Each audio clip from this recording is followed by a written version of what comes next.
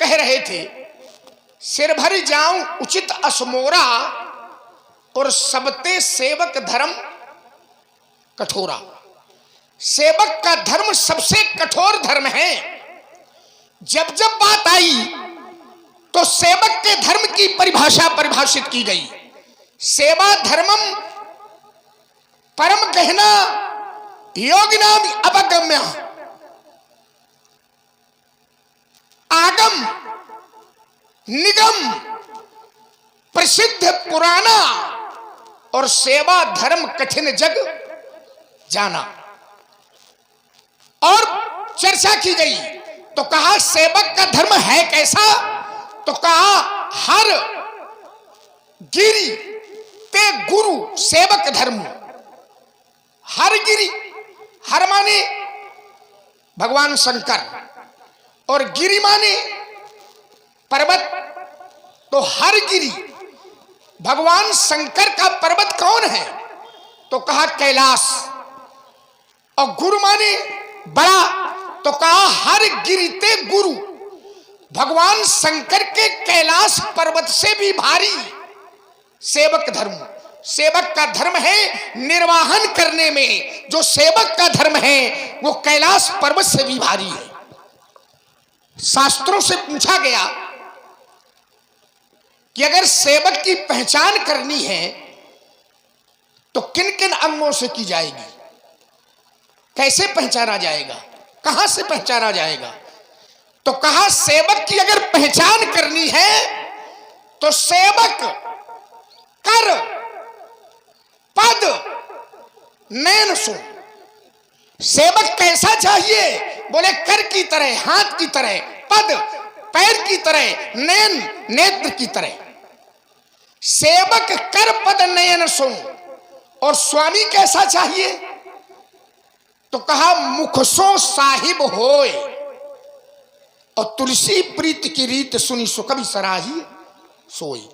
सेवक 3 अंगों से पहचाना गया और स्वामी एक अंग से। मुख सो साहिब होए, मुखिया मुख सो चाहिए। मुखिया कैसा चाहिए, मुख सो चाहिए। खान पान कर एक, पालई पोसई सकल अंग तुलसी सहित विवेक। सेवक 3 अंगों से पहचाना गया और स्वामी मुख की तरह होना चाहिए। क्यों मुख की तरह होना चाहिए, सोचो। मुख भोजन करता है, लेकिन मुख भोजन क्या अपने पास रख लेता है? भोजन करता है मुख, लेकिन अपने पास नहीं रखता। पालई पोसई सकल अंग, सारे अंगों तक पहुंचाने का कार्य करता है। इसी तरह स्वामी होना चाहिए। अब तो समय आ रहा है, मुखिया बनने के बहुत प्रत्याशी हैं, लेकिन कम से कम मुखिया का धर्म समझ लेना चाहिए। पालई पोसई सकल अंग तुलसी सहित विवेक। सारे अंगों को का पालन पोषण कार्य करता है मुख। भैया ने बड़े सीधे सरल शब्दों में उत्तर कर दिया था कि नाथ समुधर भंजनी हारा हुई है को एक दास तुम्हारा आयसु कहा कई किन मोही। क्या आज्ञा है महाराज मेरे लिए? अर्थात ये कार्य करने वाला दास आपके सामने प्रस्तुत है, आज्ञा करो मोही, मेरे लिए क्या आज्ञा है? लेकिन महात्मा जी भैया के इन विचारों की भाषा नहीं समझ पाए। क्यों नहीं समझ पाए? तो समझ में आ गया, संसार में 4 तरह के लोग होते हैं, 4 प्रकार के लोग। कौन कौन? विज्ञ, अल्पज्ञ, अज्ञ, प्रज्ञा चक्षु।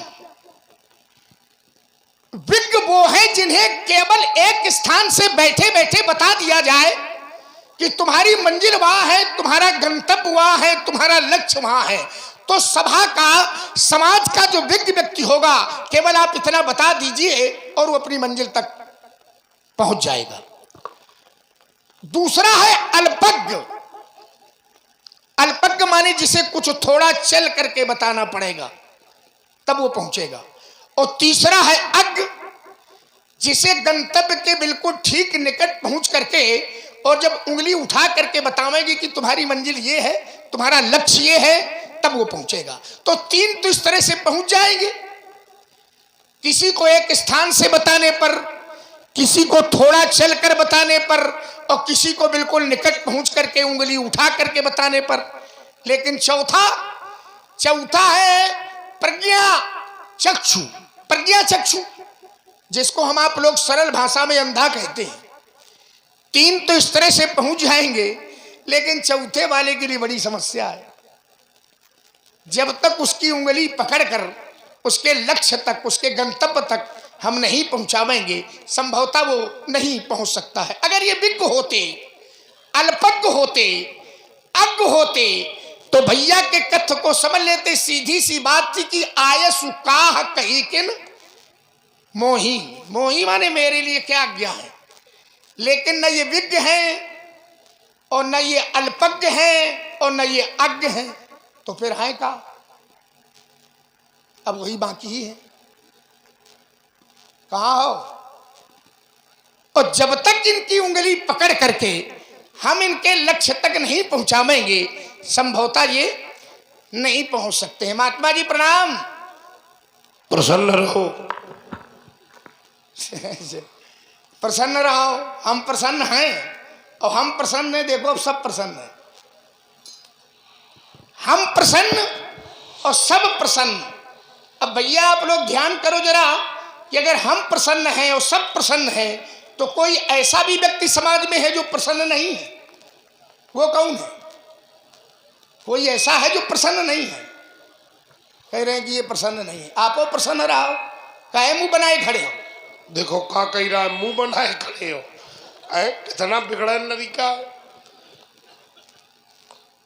अरे मैं कोई बहुत परिमार्जित शब्द प्रयोग करता, बड़ा विशुद्ध तत्सम शब्द प्रयोग करता, तो हो सकता है उसका उतना लालित्य न होता।